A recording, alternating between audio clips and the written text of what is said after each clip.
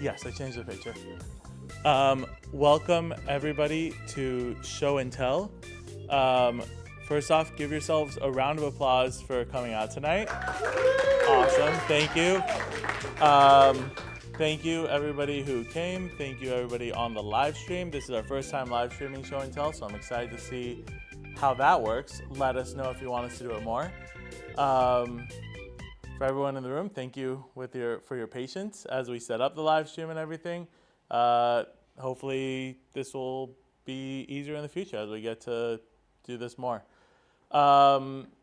Everybody here has already been to both Social Medium and Show and Tell, so welcome back everybody.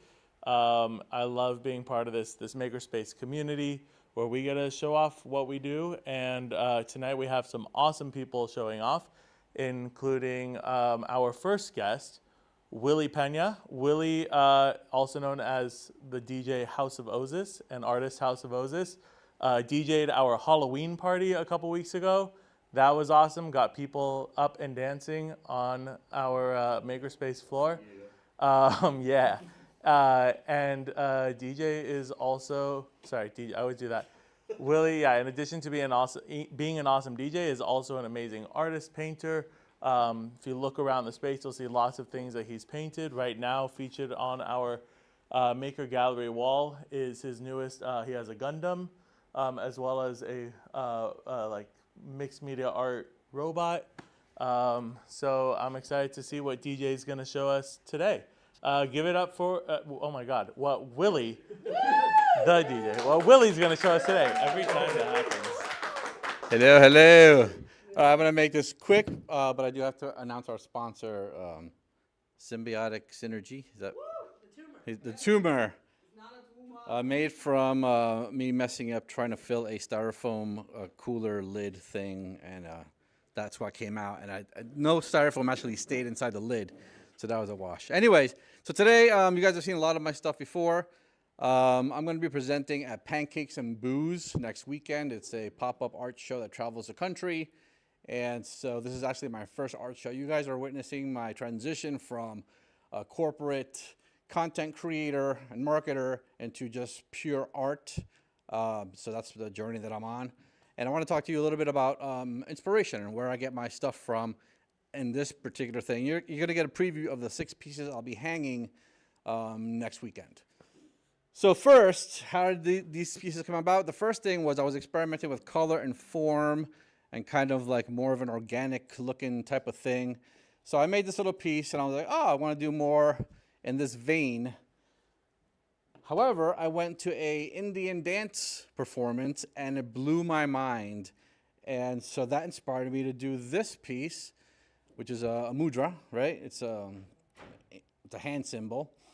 And so I was like, what if I kind of combine that flowing, colorful thing with this and the glyphs that I do, which come out of who knows where, from some kind of past life or something.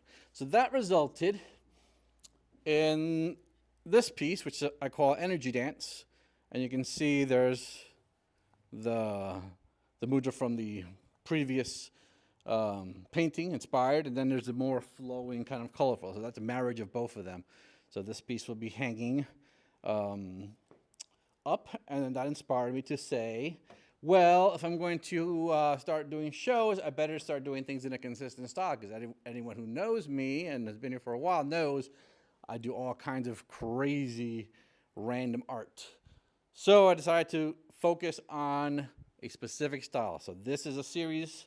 This is the first one. The second one, this is actually my favorite. I love her. She is gorgeous. She's my future wife, maybe. So again, you see a little bit of the same kind of style incorporated in there, the flowing energy.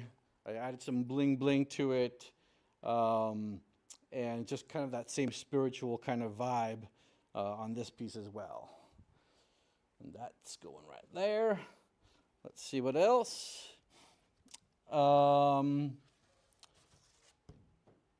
Around Halloween time, I got inspired to make it a little bit more Halloweenish.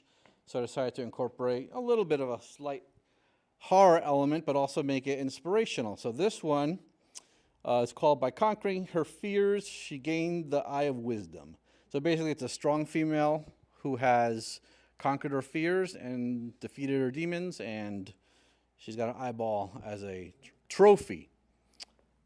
And she's also blinged out with a little bit of like rhinestones or whatever you call them. That's that piece. Then I decided to do back to my street art type of stuff, mixing what you just saw right there, the glyphs type of deal, with actual words. This one just says crave, and this represents a guy who's craving love, obviously, right? He wants to have it really badly, so he's literally devouring a heart. And this was more a study in motion and angles. I wanted to do something rather than just a sedentary figure, add some more, some angles to that. So that's that piece. This one, somebody actually wanted to buy it already. So maybe I'll sell it to them or maybe I'll sell it to the show. This one's called Yeet, because he's about to yeet the earth. He's a little bit frustrated. He's a king representing, you know, kind of an Atlas type of figure. And he's obviously a little bit chagrined about the situation. And he's like, the hell with this place. I'm about to yeet this thing across the galaxy. So there's the next piece in this series. Followed by, this one's pretty cool because it's got the glyphs, right? Got a dragonfly. This actually is a personal thing for me because my family is composed of 5 people, but I'm no longer there. So it's a little bit of an absence, presence kind of a theme. And regardless of absence and presence, there's still light of hope.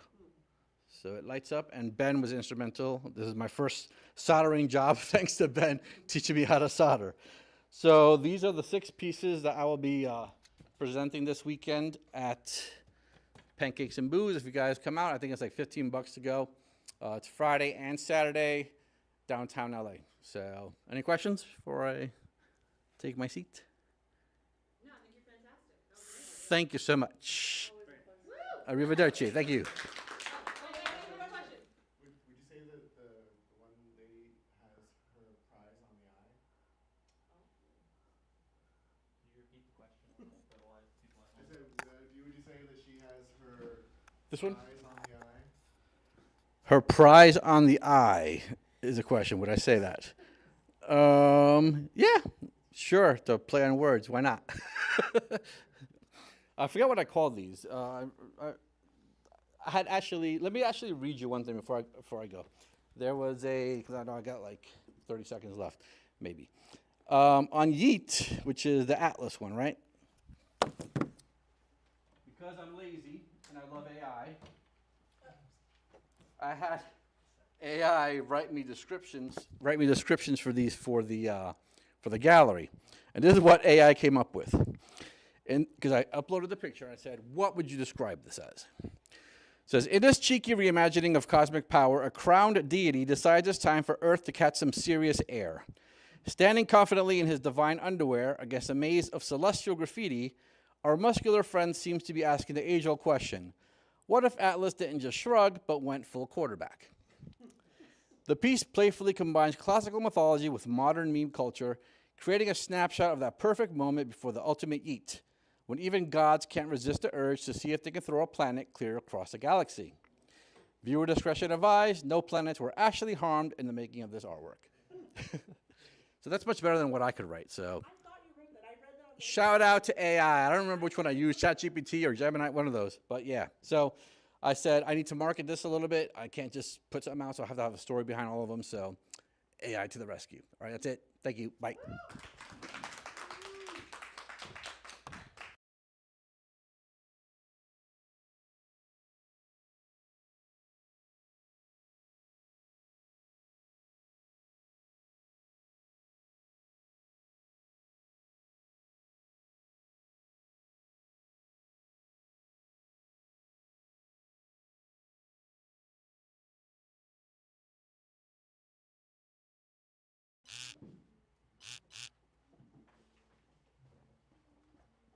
All right, give it up one more time for Willie. Up next, we have Chris Lilly. Chris holds the record for presenting the most times here at Social Medium. Chris also was at our Halloween party. Did live tarot readings for people. It was a lot of fun. And when he's not doing regular tarot readings, Chris uses tarot to help people write, to help people get past writer's block.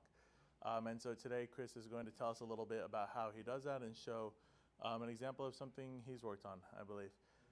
So give it up for Chris Lilly.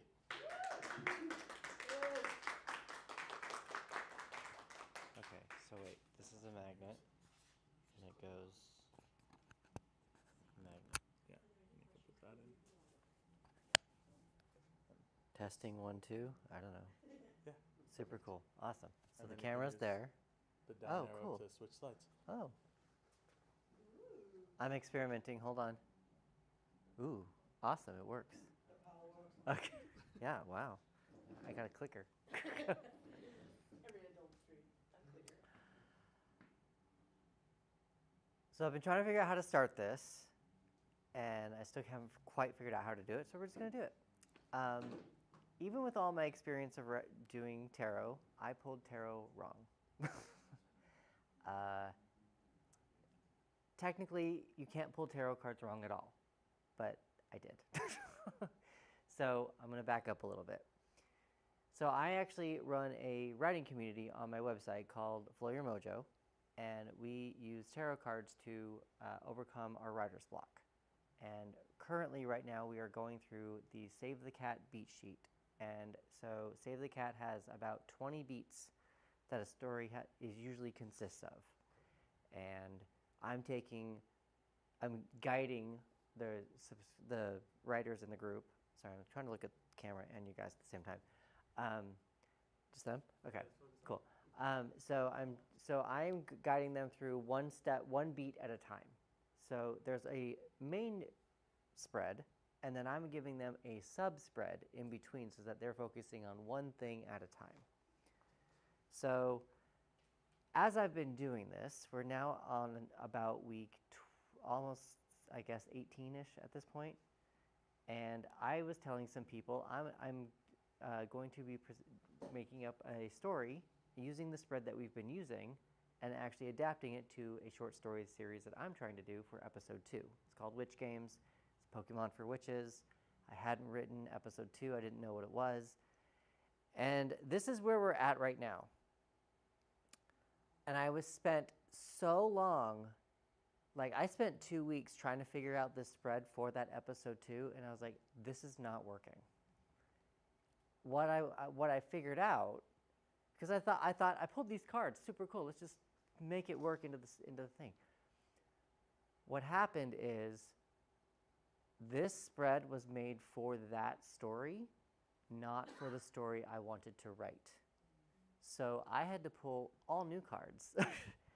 And once I pulled all new cards, that's what I came up with. And these actually started flowing a lot better. And I'm still about halfway through. There's I don't know if you guys can see really, but it's up there too. But there's a moon card. It's on the far left.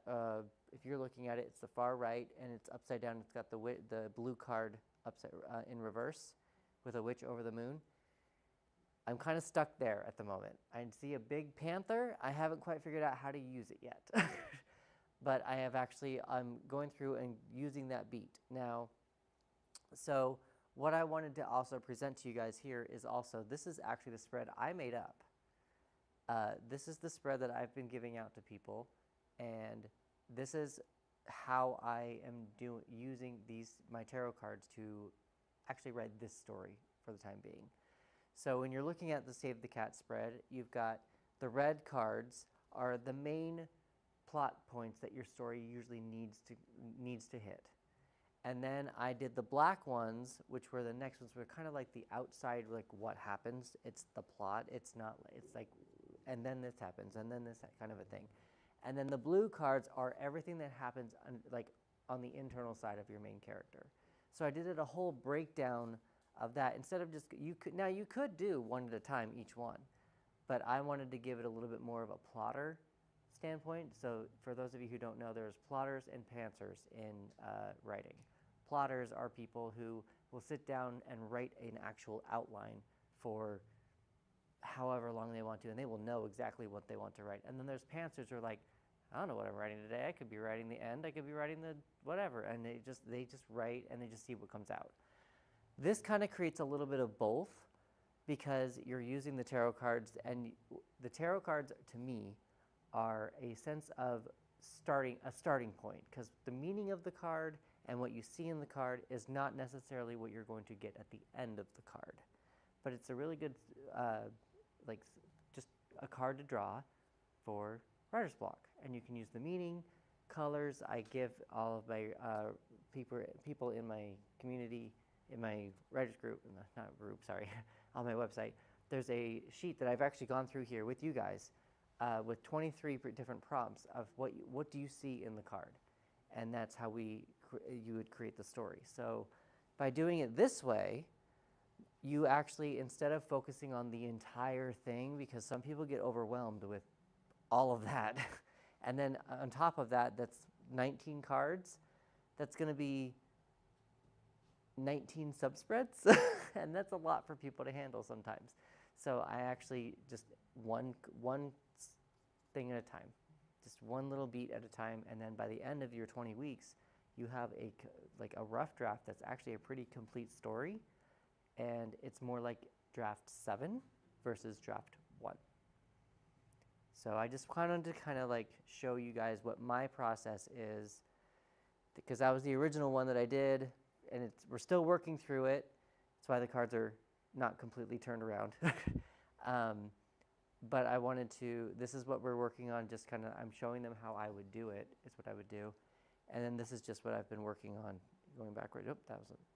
And then that's the new one that I pulled for myself. I guess, to give you guys a little rundown really fast. So, and then I'll make it quick.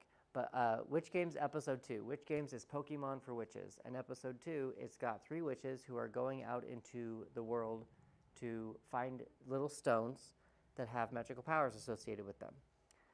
And in Episode 2, they're still trying to learn how to use this magic. So one of the witches has a history with this area, this queen that I've found. The second card over there she's the Queen of Pentacles, I believe. I can see from, yeah. And then I have the King of Pentacles next, and then the Emperor. Now, if you look at where did it go? That one. So you've got, the setup was the Queen of Pentacles, the catalyst was the King of Pentacles, and the debate was the Emperor. Now, I believe the Emperor should have been reversed on this picture, because actually the Emperor, or I'm sorry, not the Emperor, the King of Pentacles should have been reversed in this, because what I did is the King of Pentacles has passed, and the Queen is getting remarried to the Emperor. Or not remarried, but married to the Emperor. And one of the witches that I have in the story, the main characters, they're not happy about it. So then it shows that the end of going into Act 2 is the 10 of Pentacles, which is very structured, very happy, very, seems like it's going to be good and prosperous. But something's not right about that, obviously, because it's the beginning of the story.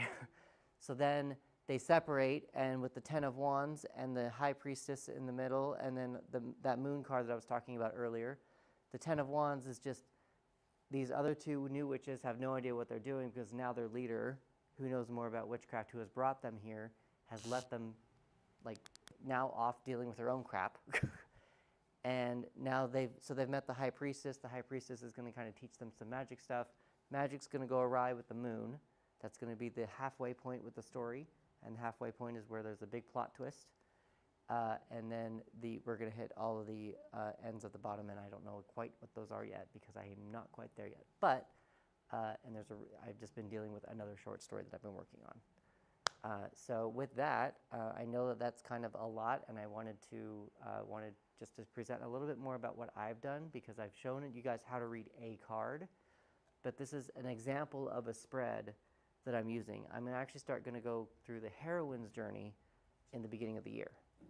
So if anybody has any questions, Yeah. Does anybody have any questions? I have so many, but I can't even form one. she said that she has so many that she can't even form one. That was for the audience over there. I was wondering. I noticed you said that you think one of the cards, the king, should have been reversed. Yes. When you're using tarot to help you write or to help other people write, how strict are you about sticking to the way it's drawn versus how often do you take liberties with what's drawn and just use the inspiration? For me, I actually, when the card comes up reversed, I try to keep it reversed. But there are readers who do not use reversed cards, so that if a card comes up reversed, they would just automatically flip it.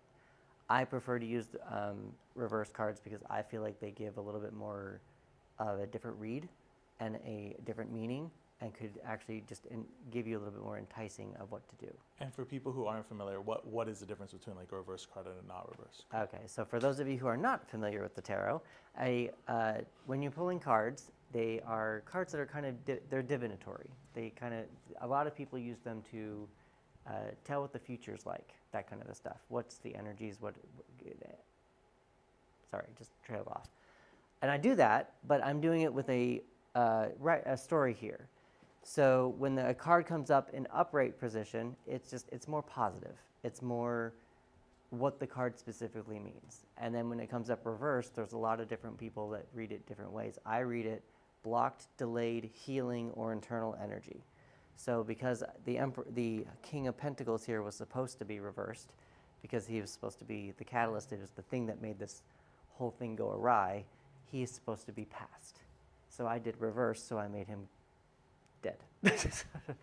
But if he was not reversed, something completely different could have been come up. Because if you have the king and the queen here, and then the emperor coming in, the emperor is a lot stronger than the king and queen, so he could totally just be creating a whole like war situation, and there could be like, I'm your dad, like it could be a whole different thing. But the way that I've done it in my story is that the king is reversed, and I just sent the wrong picture.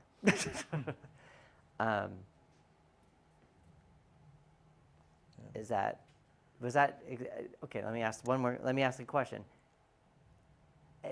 Did that make sense to everyone? It made sense in the most Chris way possible. Okay. If you've been following the journey of Chris, it made perfect sense. Okay. If you're just tuning in, you might be a little lost. Okay. So Oh, made sense. I'm being told that it made sense. The comments before were saying that if you've been following the journey of Chris, it makes sense. But someone new here has never seen me present. You've never seen me present. He's never seen me present before, and he it all made sense to him. For anyone who wants to join, I actually have a Black Friday special for my community right now. It's 50% off for the first 6 months of your membership. So if you want to learn more about that, follow me at chrislily.tv on TikTok, or just chrislilytv on everything else. You have a question. I have one more question. Yes. I saw when you showed the template, it was like 1 through 19 or some number like that. That one. Do you, when you're sitting down to write a story, will you flip this as you go through the story, or will you start revealing cards and drawing cards sort of all at once to get the grander picture all at once? For me, if I'm doing it on my own, I will pull all the cards at the same time, just because then I can actually see the entire story all at one time. Because I didn't want to overwhelm the community on my website, I gave them the spread, and then just gave them I'm giving them one beat at a time. So I'm still kind of keeping track of all the pictures and stuff, and I'm just shuffling every time I go out to do it. But for me personally, I would actually just pull it all at the same time. But because if I'm showing it how to read a card, because these people don't know how to read a card. Mm-hmm. They're learning how to read tarot, they're learning how to create their own tarot practice, they're learning how to write, and using this as just a writing structure or writing process. And so it's kind of like beginner and advanced mode? Yeah, there's beginners, there's advancement, and it's beginners, advanced, and they could work ahead if they wanted to, but they don't know the subspread. unless they have access to it now, unless we're like, if someone signs up now, you have access to all of it. And then just hit the microphone. You have access to all the spreads on the within the group, and you can look back and see how it's grown and processed. And prior to that, we did the hero's journey. And right now I'm going to do the heroine's journey at the beginning of the year. So, Thank you. yeah. With that, I guess, any other questions? You seem like you've been wanting to talk for a minute. You pull 19 cards all at once. How many cards are in a deck? 78 cards are in a tarot deck. Okay, so you don't run out of, like, you're not running out of options for No. for the storyline to be pulled out of the. Yeah. With the subspreads, you technically can, because this is more of like an outline of what you can see for the pictures. But sometimes when a card comes up in a subspread, it will one like maybe number 6 will actually come up in a subspread for number 3, kind of a thing. So it's not, you're not going to be able to see all 20 of them at once. That's a lot of imagery anyway. Yeah. So this is just more of like take notes. And I mean, if you got 4 decks, go for it. You can do it that way, make it all work that way. But this is more of like, oh, for the catalyst, I used the King of Pentacles. So you can go back to your notes and look at the King of Pentacles and look at the subspread and whatever it was. I don't know I don't remember off the top of my head. But you can look at the subspread of all your notes there, and you can use that just kind of like as like an anchor point for the specific beat. Does that make sense? Yeah, yeah. Because that's And just a lot of cards. The photo that you took earlier, that you had them all laid out and all the last one. This one. Yeah, you had them all laid out and flipped over. You did that because you're obviously advanced, correct? But I did this because this is my story, so I know what I'm doing, and I just did it all at once, and I knew I can look at a full spread and just be like, I kind of see where it's going. When I saw the Emperor reversed, I knew it was going to be the Emperor, or I'm sorry, the King of Pentacles reversed. I knew he was just going to be. I knew it. He was gone. And then the bottom row is all the finale. When you have it's a 5-beat finale, so it's just like all that stuff there.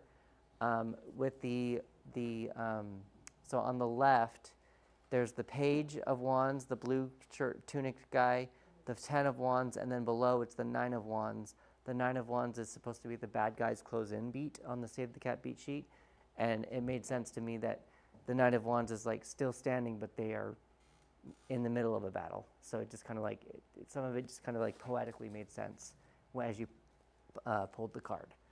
But I didn't quite get into the actual like what each beat was because I didn't have time for that.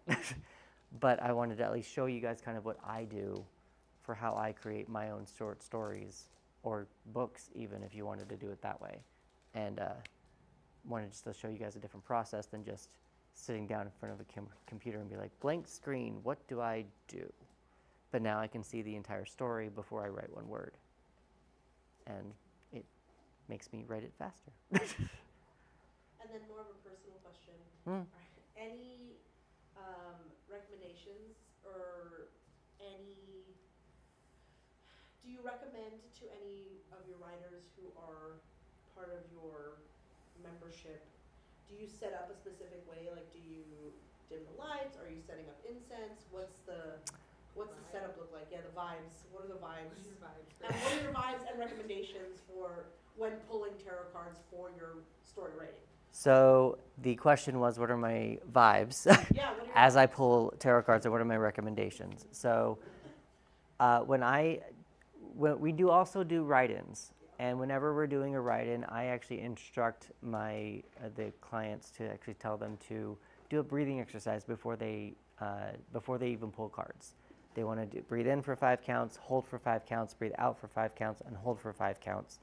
And then they want to do that 3 times. And as they're doing that, invite in the creativity. Because I feel like your creativity is someone who's scared and they're in a cave. They are scared to come out because you have bills, you have kids, you have hobbies, you have jobs, and all of that is taking up your responsibilities, and your creativity is stuck in a cave. And like, I don't know if I can come out.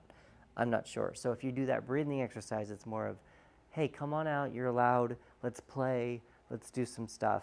And then write for however long you need to write, 15 minutes, an hour, whatever it is. And then at the end of that you can do the same breathing exercise, but you want to say, okay, you can go back in your cave now if you want to. You can still stay if you want to, but I welcome you to stay, but you can also like talk to your creativity and let it go out. Now when I'm doing it in my community, I'm just posting a picture and what my rundown is. I'm not actually doing the video for it because I want them to see the picture of it. Now, one more step further than that, though, too, they don't have to use these cards. I actually encourage them, whatever story they're writing, they buy a deck that has the images that matches their world as much as possible, because that will help you just get more in tune with your own project. I'm posting this just as an option for those of them who do not have a tarot deck and just want to try it. I'm also doing it with the Radiant Rider-Waite, so I'm kind of giving them two different options if they want to write one with traditional and write it with a witch deck. So it's just kind of, I'm giving them some options, but I recommend that they find a deck that matches whatever story that they're writing. And that's my time. Thank you, Chris. Sorry, that was long. You're good. Yeah, that was great. Yeah, give it up one more time for Chris Lilly.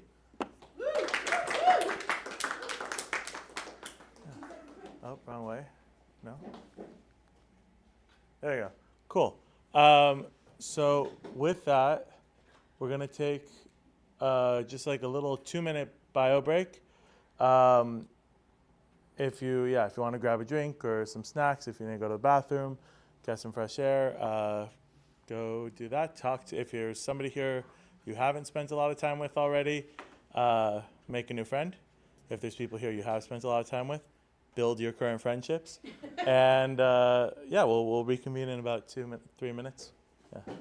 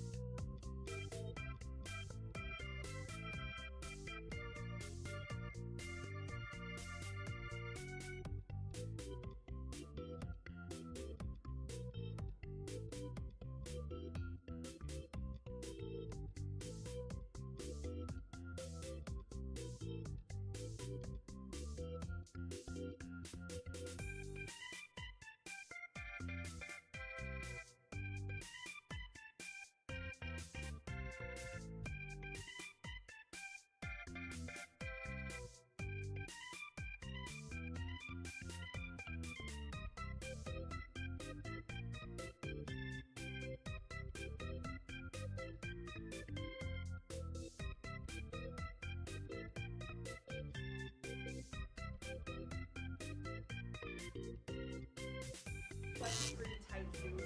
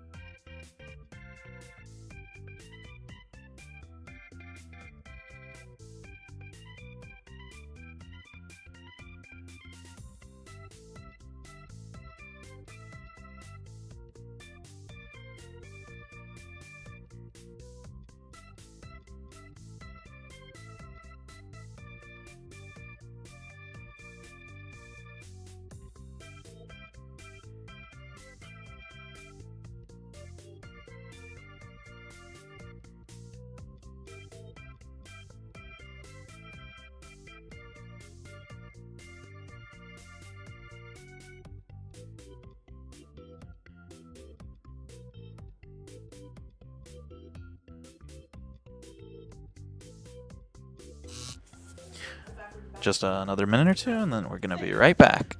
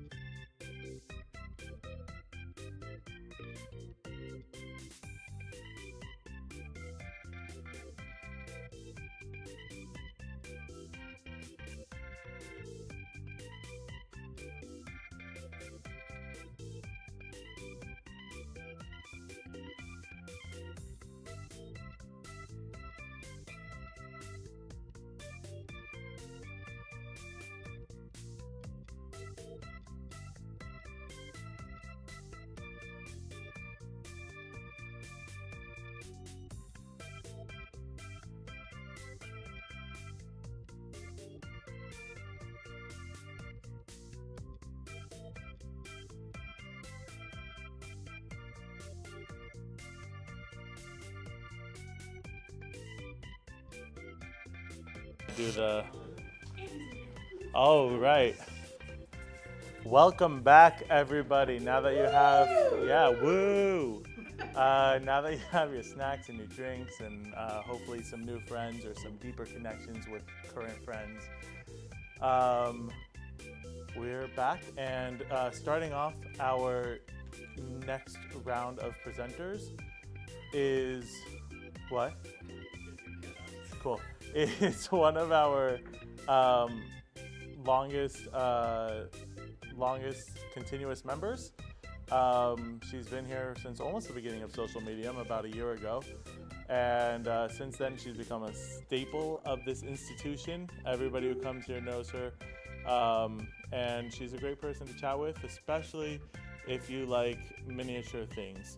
And to tell you a little bit more about that is our next presenter, Chelsea.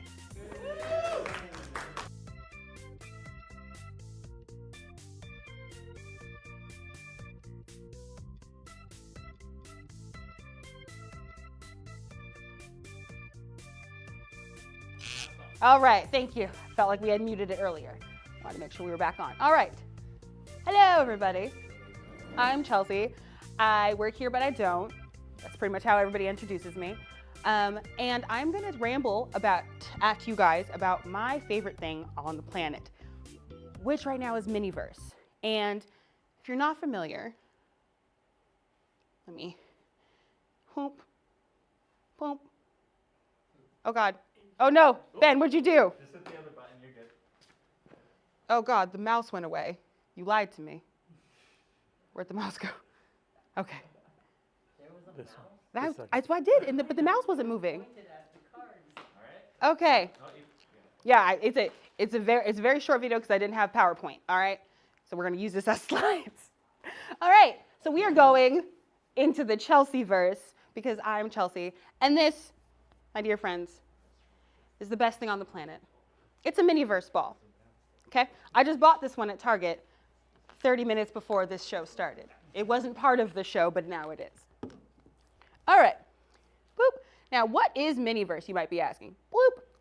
It is a tiny, dingy little thing that you probably have seen me making. We'll do a little mini unboxing. It's got little tiny fruits. This is a tiny charcuterie board. We got little tiny crackers. You can't even see them, they're so small. And what they do is you make little replicas of tiny foods, and it's great.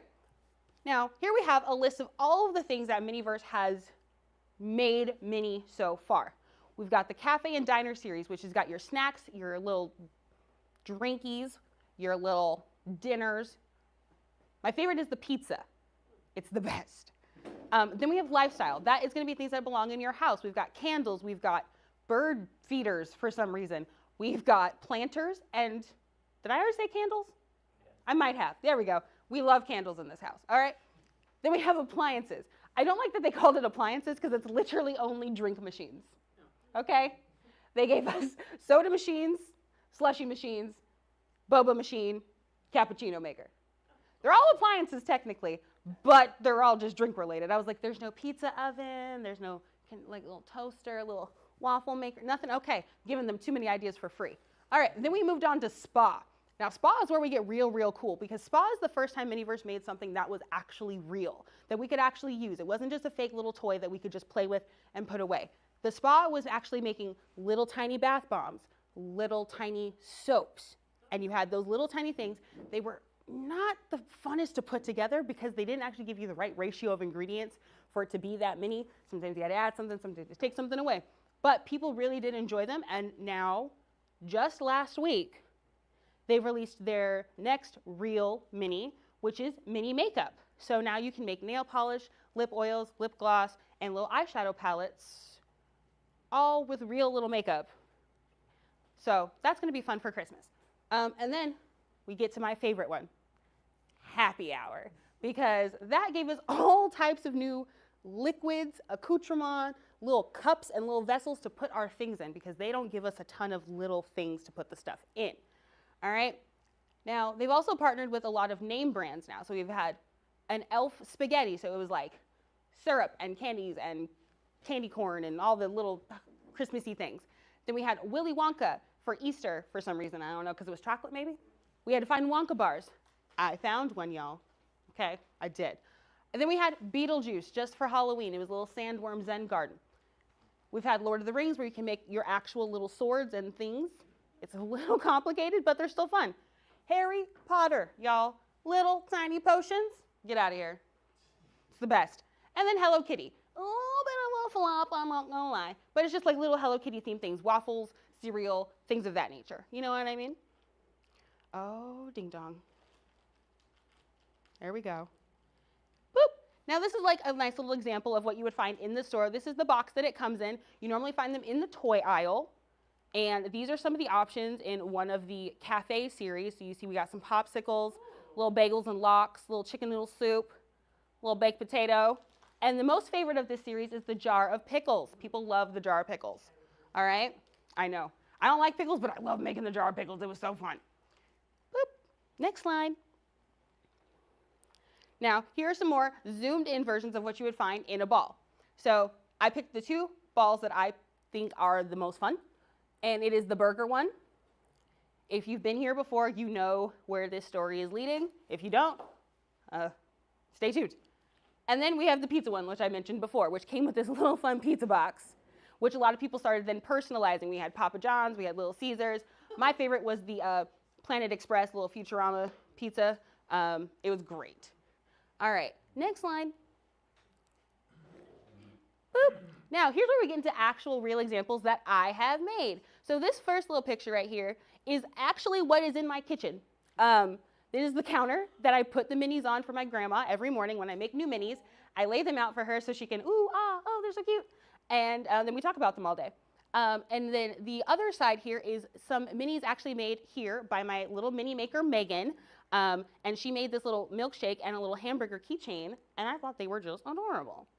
So not only can you use them for just like little decorations, you can also use them for like little accoutrement, little things. People turn them into little gibbets for their shoes, for their little Crocs. People use them as earrings, necklaces, jewelry. We love it. All right, this, one of my favorite creations to date, this is the birthday cake series, and these are all of my remixes of the little birthday cakes. We have like the traditional little birthday cake, which I tried to do more of like Sleeping Beauty style, and then we have our little Halloween cake, and then we have our little dino birthday cake, which is so great, because this is not what it looked like at all. It was just one singular round little thingy. Boop. Next slide. That's a lie. Go back. Ben, make it go back. I'm going to go over time. I'm sorry, guys. We're learning. We're learning. We're just going to let it run for a minute. Yeah. It's going to be a second. All right. Whoa. Ben, go back. What'd you do? A little more. A little more. Perfect. Right there. That's good. Okay. So, I don't know if you guys can see this, but this was my first attempt of me making my own minis. It didn't go very well. As you can see, these little 3 noodles at the bottom were lettuce. They were green when I put them in the oven. I was learning how to make with polymer clay, so this was all new to me. And then we perfected it. As you can see, the lettuce stayed green. I made some bacon. And this piece of art right here was made by our very own Ben. He was sitting there meticulously playing with all of my ingredients and made this nice little artistic concentric circle piece. But these are all of the pieces that were handmade by me. So I made a mold of the original burger pieces of the bun and the meat. And then every other piece that you see will be pieces that I made by hand.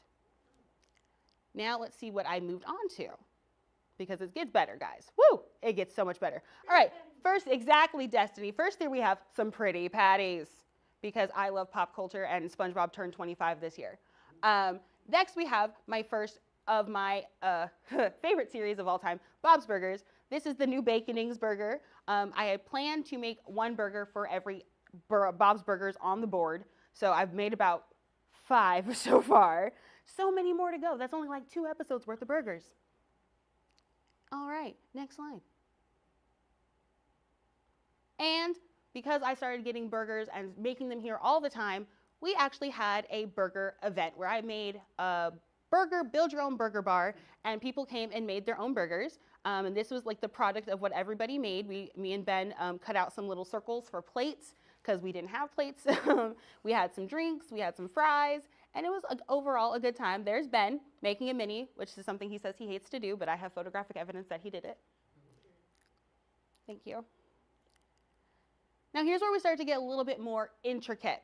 I made some pickles and some cucumbers because I've never actually eaten those things, so I don't actually know what they look like, which is you can tell from that picture, but they look good in mini form once they actually go together with the pieces. And this was inspired by that guy on TikTok who's like, you want to eat a whole cucumber in one go? And so me and my friend during brunch one time, I brought these to an establishment with my own little mini-verse microwave that me and Ben made here. And we sat at the bar and we made these. And it was great. And it was a conversation starter because people should be able to have fun at any age, okay? Toys are for everyone. All right, thank you. Now, here's one of my latest creations. This is Thanksgiving dinner. Now, as you see, she's a little dry on the left there. She needs a TLC, and boom, here we have the actual finished one where I actually used all the resins and put it together, so it is now stuck on the plate. I'm actually gonna turn that into a pendant and wear it to the Miniverse holiday party that I was invited to because I am a Miniverse influencer, you guys. You know me, all right? Now, what do we have going on next? Who knows? This is my Christmas cookie platter that I'm starting to work on. And it is one of my favorite Christmas traditions, which is this little star cookie tree that I haven't seen in a billion years. But I was like, I want to make this in mini form. And then these giant, like Mrs. Field styled cookie cake situations. So, you know, what's next for Chelsea and the Chelseaverse? I don't know. Ideally, I would like to work for Miniverse. If you guys are watching, you guys are 10 minutes down the road. Hire me. I'm great. These people can attest. Anyways, if you guys have any thoughts, foods, drinks, things that you would like to make mini, let me know. I just spend all day making these in my house. And it gives me something to do and something to work toward. So with that, questions, comments, concerns? Willie, yes. Okay, so I'm a little confused because the balls come with stuff. Yes, the balls come with stuff. You make them. So Yes. how? So, that's a great question, Willie. So, this is my Christmas mini charcuterie board. It is a Christmas tree. So this will be the plate. And then I have some fruits here. These are apples, little blueberries, strawberries. So what I would do is I would take them and arrange them on the plate using this honey, which is actually UV resin. So what we would do is we would spread the UV resin down and then arrange our fruits however we would like, and then either put it out into sunlight for about 5 to 10 minutes or into like a UV light like you would use to cure your nails for about 2 to 3 minutes. And then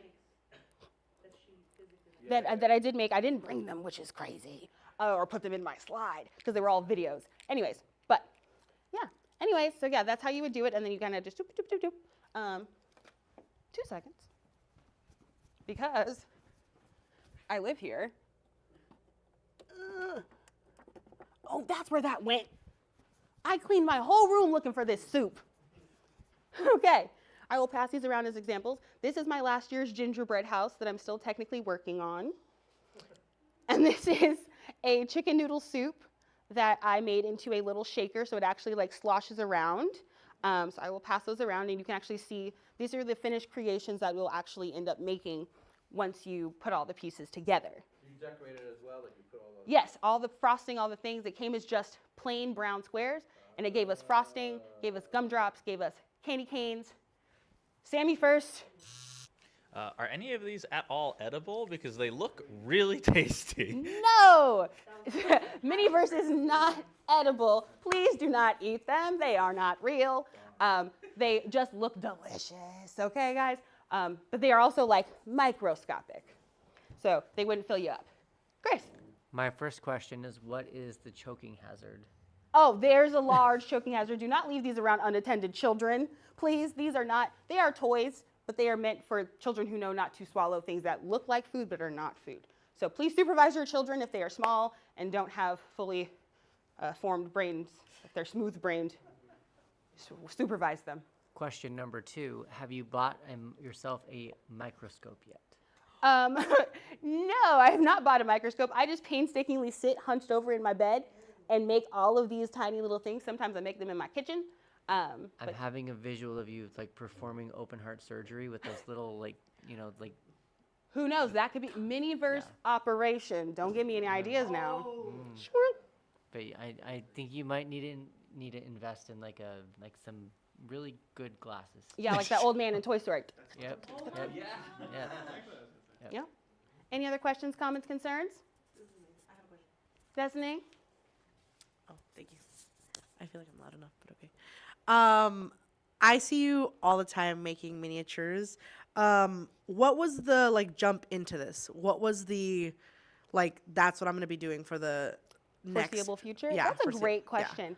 I just have an addiction to toys, shopping, and things that are mystery. So this really hit the trifecta, and it's little. So that means I can hoard lots of them without them taking up a ton of space, which is a lie because this takes up half of my bedroom.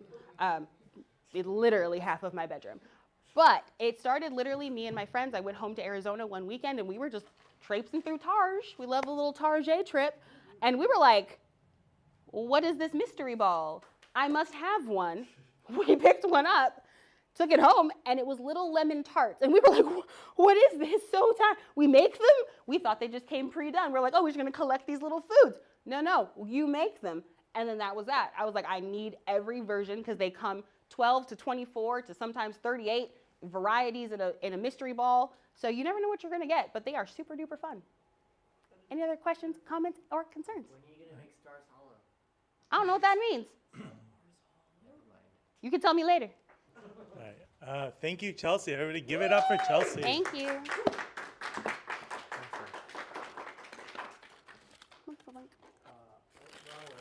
Way to go, Ben. All right. Well, while we're working on that, Chelsea Chelsea. Hopefully, maybe next time you'll show off some of the UV curing Yes. chambers that you've made out of like. She's bought a lot of like little microwaves and ovens and things, and then we've worked together to add UV lights and do that. If that's something you're interested in, you should check out our electronics club that's about to start. So we're gonna be doing an electronics club soon. That's a great place to test that. Awesome. Up next, we have a first-time presenter here, but a person who has presented elsewhere many times. I met Eric at a really cool event in Burbank area called Imaginaire du Wells. Shout out to Imaginaire du Wells. Everybody should go check it out. It's once a month on Tuesday of one Tuesday a month. And basically it's an event where you go and you design a theme park attraction, and then it gets judged by like actual theme park attraction making people. And then you get it presented, and it's really fun. People come up with silly things. I'm muted, aren't I? You're good. You're gonna get around the mouse. Cool. You're waggling the mouse. Oh, I'm waggling the mouse. I'm Like, sorry. going funny. So that's a really great event. Everybody should go check out. And the best part about it is just like social media. You meet a lot of really cool people there, and that's where I met Eric. Eric has a background in lots of things. I often describe Eric as like the guy who knows everyone. Every time we have a conversation, he'll give me like 8 new great ideas of people and communities and resources I should reach out to for the space. So I always really appreciate that. And that's actually a perfect lead up to Eric's newest venture, which he's going to tell us about today. So here you go, Eric. Woo! You want to put that on and then I'll unmute it once it's clicked? How's that? Yeah? You're good. All right. Let's try this. Yay, intermission. See, I give. Other way. Other way. There we go. There we go. How much time? All right, so technically I'm here to talk about Alt LA, which is a thing that does not exist right now. And it's actually not going to exist till 2025. And so Ben invited me to talk about it, but I realized there was a thing holding me back, and I can't tell the story of Alt LA and what I want it to be without telling my story. So tonight's going to be me bearing my soul far more than I would like to, because I want this thing to succeed. And so thank you for listening. Let's see what happens. Yeah, but this is the road to Alt LA, my roller coaster ride through neurodivergence, disability, and other misadventures, which led me to the weirdest and coolest corners of SoCal. Let's see. Hey, Eric, what are some weird and specific things that happened in your life? Oh my God. So I am 49, but I've probably had enough life experiences for a 150-year-old person. It's very strange, but that's me. So at 2 years old, these are some of the things that happened to me. I survived a rattlesnake attack, a life-threatening illness. It was either rheumatic fever or scarlet fever, but my mom can't remember. But I almost died. And she was not big on taking me to doctors, so somehow I survived that. And I also drowned. I did die and was resuscitated, and just found out about that a year ago. so I had, and Star Wars opened. So yeah, that was. So I'm telling you all this because there's foreshadowing for the story later. These are all things that did happen. So I grew up pretty different because of those things. One of the things, I didn't really talk. I was a silent kid. I knew how to talk. I could talk if forced, but I just didn't talk. Really until I was about 14, 15, just didn't talk to people. But I thought I was. I was having rich conversations with people. I just would forget to actually talk out loud. And so when I talk to my family or friends that I still have from back then, I'm like, remember that time we had that conversation about X, Y, or Z? And they're like, you never talked. What are you talking about? But in my mind, we were having great conversations. It was quite fun. So when I was 12, so starting around 7, I got the main symptoms of depression and have been managing it my whole life. At 12, it got really bad, and I was at a sort of crossroads, a turning point, and theme parks came and saved my life. And I said, this is the thing I need to focus on. They were just so special to me. They were such amazing creations that people just created spaces. So it wasn't just Disneyland, which was my home theme park. It was, Knott's and Universal, Magic Mountain. But also my family's from the East Coast, so I did some East Coast attractions and theme parks as well. And they always stood out to me as magic. And I was like, that's what I want to do. That's what's going to keep me here and interested. And so I really started taking it seriously at 12. I kind of lived at the library and had really cool librarians supporting me, and we just found every book we could. There was almost nothing back then, and so I had to learn a lot about exhibitionists, people like P.T. Barnum and Wild Bill Hickok and Buffalo Bill Cody, sorry. I learned about cabinets of curiosities.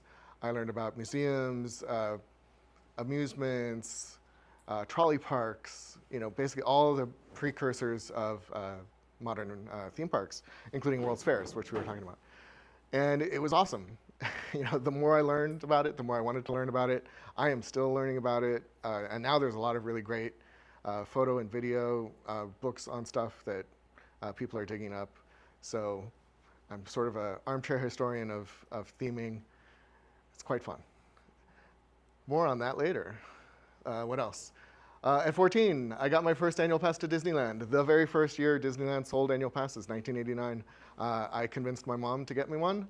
I said, this is going to be a great investment because you won't have to pay for a babysitter. And she bought that, which is ridiculous because she hadn't paid for a babysitter since I was 7. But she's like, yeah, that's good math. And she bought my brother one too. And then I convinced a couple other friends to get one the next year. And then we got one forever. We had one for decades. And I got to really sort of grow up there. I say how most people were maybe mall rats. We were Disneyland rats. And we got to hang out. We got to know the staff. All the security guards knew who we were. It was wild. It was like our own little playground. And we had full run of it. And I'll tell you more about our shenanigans off camera later on. At 16, I got my first gig at a theme park, Universal Studios Hollywood. My very first shift, I got hired in the merchandise department, which was not a good fit, but I was just doing the Christmas season. And they assigned me to the carnival games. There used to be carnival games there, and I got to do skee ball and just hand out quarters all day.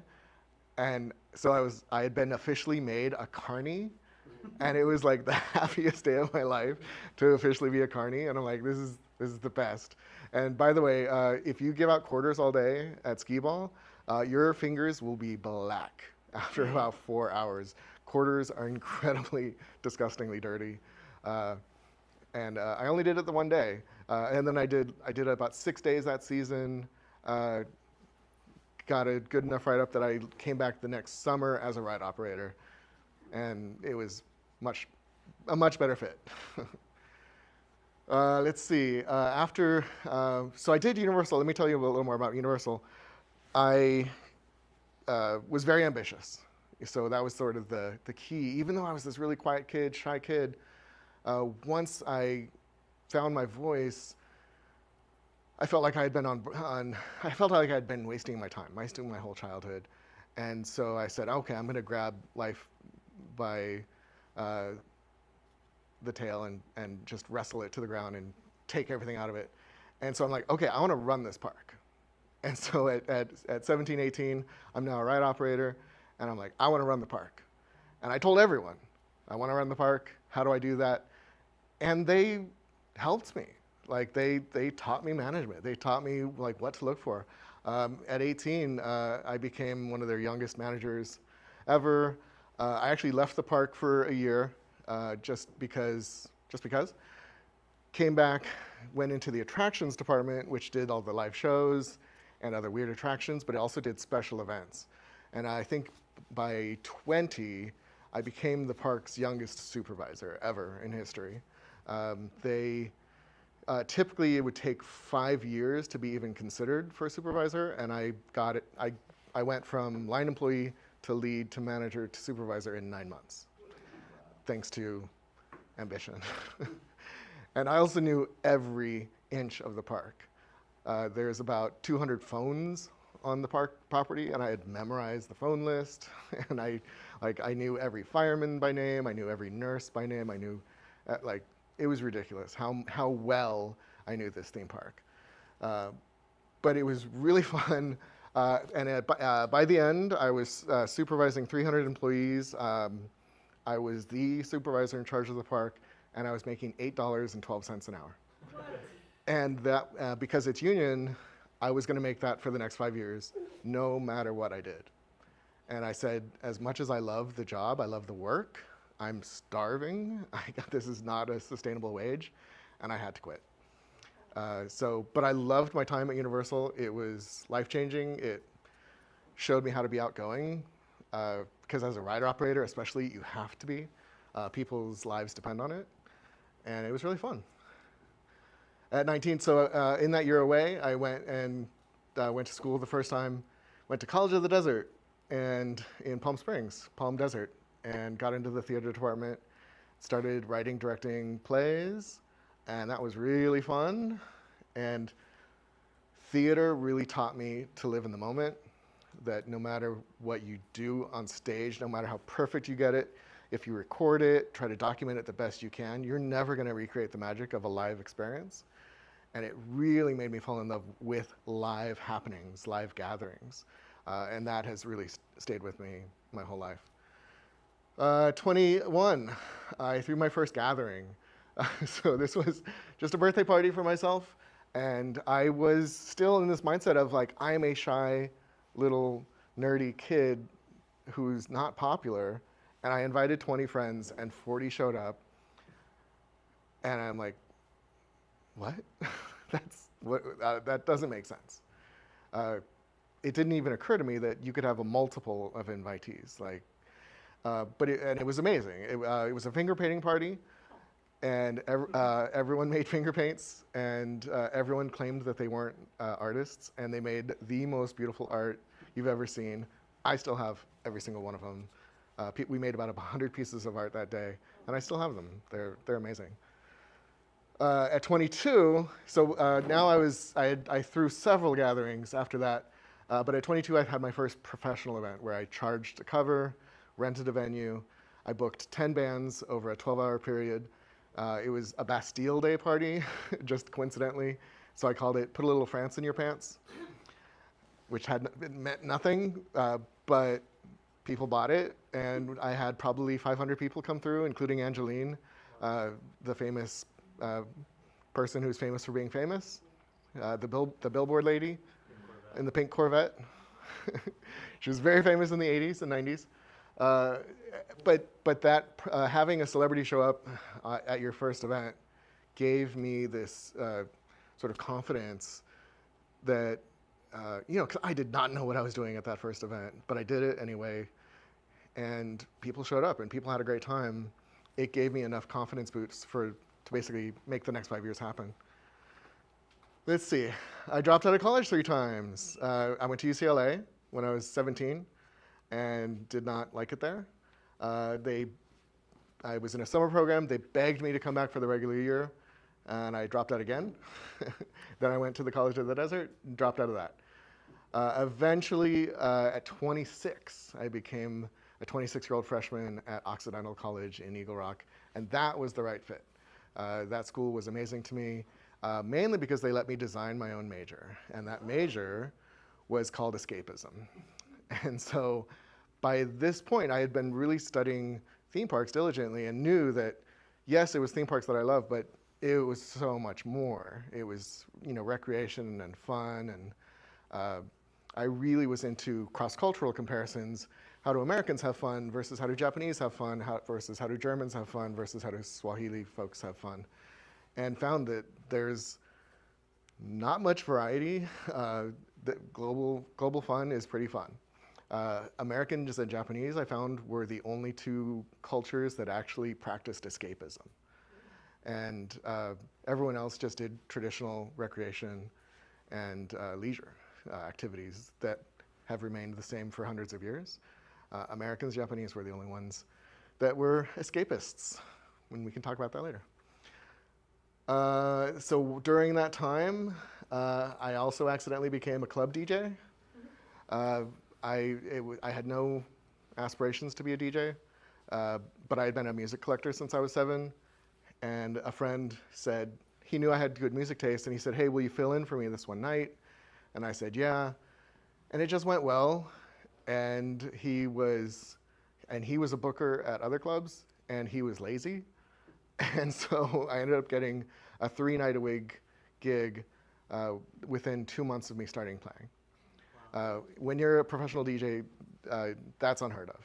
It usually takes 5 years plus for you to get any sort of weekly gigs or monthly gigs, and all of a sudden I had a 3 times a week gig, and I maintained a 3-week gig basically at dozens of different venues around town for about 15 years. So I ended up playing many, many hundreds of shows, and DJing is great, and I miss it. It is so much fun. So these are some of the things that I did. Now I essentially am now really embracing the title of producer. I was really thinking of myself as a producer. So one of the things I produced there in the middle is burlesque. I produced burlesque shows. I had a crew called the Bevy, which was, I thought, a really cool thing. So I was the executive producer, and I worked with 3 different groups of sub-producers. So they would produce 4 shows a year, but we would stagger so that I would be producing a show once a month with a rotating cast. And so they didn't get overwhelmed with labor, and most of what my work was doing was working with venues and just making sure everything was smooth there. It was super fun. Burlesque people are the best people. And burlesque people then, there's this natural connection with magicians and jugglers and circus folks, and so that ended up opening up that whole world to me. And then I started doing Gay Day at LA County Fair. Gay Day is just when people use social media to take over a spot, like a theme park or another place, and LA County Fair didn't have one, and I called them up, and I said, "Hey, we're gonna do this on this day. I'm just letting you know." And they said, don't hang up, we wanna work with you. And they gave me some money to hire some musicians to actually go on a stage and perform. Wow. And then for 10 years, they gave me more and more money every year. We eventually called it Proud at LA County Fair to be more inclusive. And it ran for 10 years, and it was amazing fun. I called it like producing the queer pavilion at Epcot, because the county fair is a very straight venue.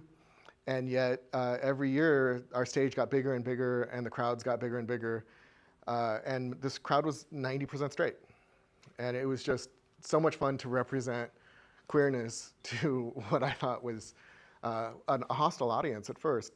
But by the 10th year, the amount of love we got was phenomenal, especially for drag, which the first year they did it, I had several bands, musicians, and 3 drag queens. And they said, you can perform on this stage that's front and center and everyone can see you, but the drag queens have to perform in this private area that's hidden and no one can see them, because we're gonna have parents complain. And so we had to move the whole audience. So we had like 500 people in the audience. I'm like, hey, we're gonna have another drag show, but it has to move to this other place like 500 yards away. But everyone followed. 500 people followed, and we went and had a drag show in this secret area, and it was great. And then every other year, they became the stars of the show, and it was awesome. And then one of the biggest things I ever produced was Dapper Day. Justin is the founder of Dapper Day. He's the one top left. And he's really a designer. He's not an event producer kind of person. He knew about my prowess with events, and he brought me on when Dapper Day had about 400 people per event. And when I come on, so it went from 400 to 1,400 to 14,000 to 40,000. We did twice a year. So each iteration had this sort of logarithmic explosion. For those who don't know, what is Dapper Day? So Dapper Day is, I have a little 2-minute video that's gonna show you once it loads. Thought it was there. Should be there. Oh, there it is. And it's supposed to play automatically, but will it?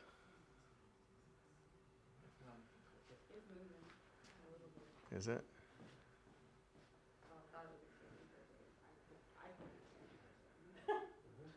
Oh. Yay. Tide. Brought to you by Tide.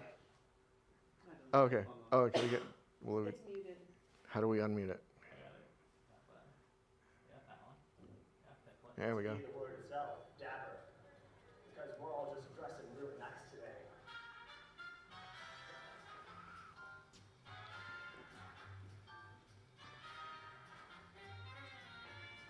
Dapper Day is an elegant experience at the most magical place on earth.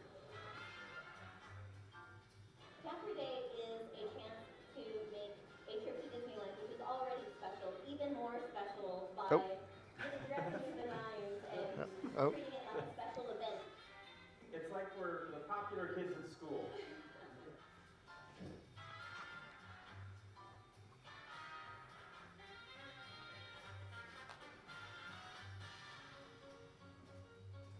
People who are not dressed up look at us and kind of like, what's going on? It just makes us feel really special and extra happy. I love the greetings of Happy Dapper Day.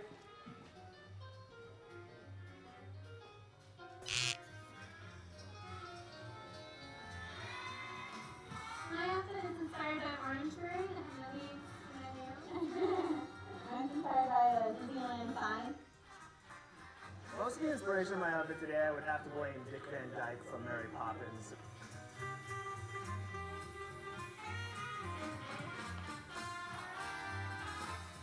I think our favorite thing about Dapper Day is seeing everyone and seeing how they interpret fashion and getting to see everybody's outfit.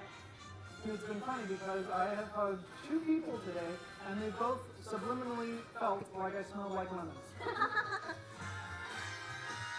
Definitely walking down Main Street dressed in this type of outfit is really cool.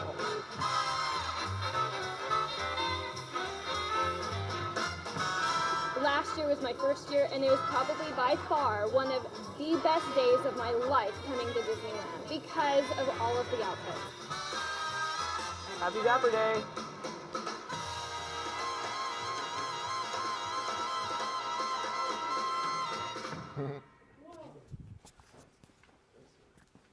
So that's the basis of what Dapper Day is. Does that make sense? We basically just take a regular day. We just take a regular day at Disneyland and I'll dress up as fancy as possible.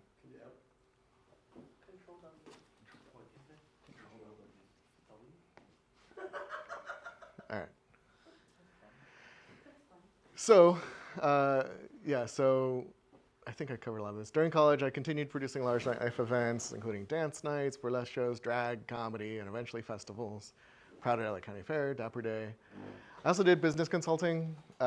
What I found was if I did too many events, people would think I was overexposed, and so I needed to not have them too frequently. And so I needed another way to supplement my income. So I just started consulting for small businesses, and that was really fun. And so everything was going amazingly well until I broke my back. Oh no, I have another video. This one's, while you're fixing that. Actually at Dapper Day, I herniated discs, my L3, 4, 5, S1. We did not have enough support staff because we had run out of money. And I had no choice but to load and unload stuff. And I had torn my shoulder the first night of Dapper Day, which is a 3-day event. On Sunday, when we had to strike everything, we had a full convention center full of stuff to strike, and I had no roadies. And so I had to do it myself and move several tons of stuff, one-armed. That will break your back. And I did. Everyone? But here's the weird thing. A year after I broke my back, I developed a neurological disorder, and that's what this video is now showing, is the neurological disorder that was, and it's only going to play a minute and a half of it automatically. But go ahead and play. This is going to be about a 3-minute video. I've been putting off this update for a long time, but I wanted to show you what's been going on in my life. 6 weeks ago, I started having strange symptoms. I thought they were related to my spinal injury from a year ago, but it turns out they are part of an unrelated neurological disorder. I'm reading this instead of speaking because the disorder greatly affects my speech. And in a minute, I'll speak to show you what a normal sentence or two sounds like. I want to warn you that this might be unsettling to those of you who've known me for a long time. It's difficult to speak, and I usually shake my head and neck involuntarily also. Hi. So, this is me speaking normal. Pretty fun, huh? This is an average day. I have good days and bad. This is very average. So it takes a lot longer to get my point across. So yeah.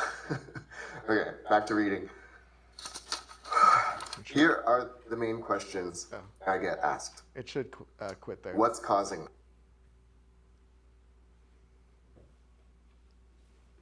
Great. So, 2 things I got wrong. The spinal injury and the neurological disorder were very much connected. We just didn't know that at first. And I also lied. That was not an average day. That was a really good day. My average day was far worse, basically to the point. So, strangely, any time I spoke, it would trigger the tremors. And so I would just not speak. And so, which was really strange because I now had my voice, but I had found my voice as an adult. And I had spent my childhood like mute, and now I'm being forced to be mute again. And in a really, really painful way. What you may not know about people with tremors is that the signal for the tremor is involuntary, but your normal brain, so there's the disordered part of the brain and the normal brain. Well, the normal brain is also fighting the disordered part of the brain. So every time you're being told to tremor, your normal brain is telling you don't tremor, and so you're having your muscles pull against each other in both directions. And so after a few months of this, I was unrecognizable. My neck had gotten so huge. I was like Hulk was like I had been running marathons with just my neck muscles. It was, but you're always sore because there was no recovery period. And so this lasted for years where I just was in huge amounts of pain. And so that's where we come to the sort of part of the story that I want to tell is what is life with a serious injury like?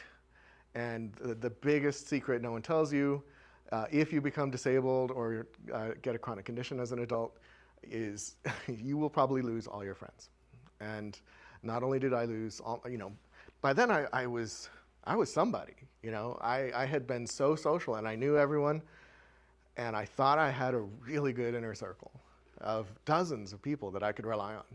People I had relied on for other reasons. But once I became unable to walk or talk, people didn't want to have anything to do with me. And I talked to doctors about that, and I said, why is that? And they said, essentially, it's cognitive dissonance for them. I was such a competent and able-bodied person that they can't see me as incompetent.